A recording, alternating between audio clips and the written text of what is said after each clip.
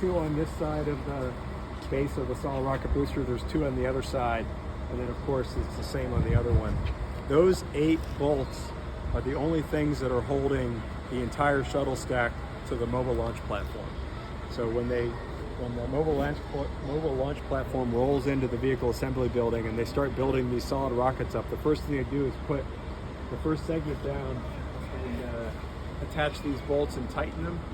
The bolts are about that big around. The nut that goes on them is about that big. And those 8 bolts hold the entire stack to the pad. So they build the solid rocket boosters, you then bring the tank in and attach it to the solid rocket boosters, then you bring the shuttle in. It's still just these 8 bolts holding it.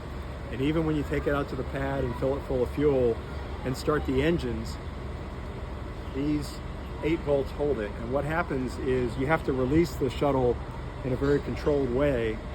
So after we start the shuttle main engines and they come up to full thrust, it takes about 6 seconds, a little over 6 seconds. The computers look very quickly at the engines, make sure they're working just fine at full power. And then at the very same time, it sends a signal to the top of the solid rocket boosters to ignite them. Fires a pyrotechnic charge, lights the whole solid rocket booster. It comes up to full thrust of about 3 million pounds of thrust in about half a second.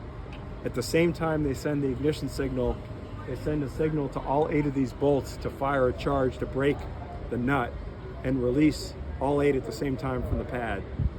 Once you fire the solid rocket boosters, there's nothing you can do to change your mind. You can't turn them off, you can't stop them from starting. They're going to fire, and once you get that much thrust, the shuttle is going to leave the pad one way or the other. So you need to release these bolts, very quickly at the same time. And I'll talk a little bit more about that when we go inside.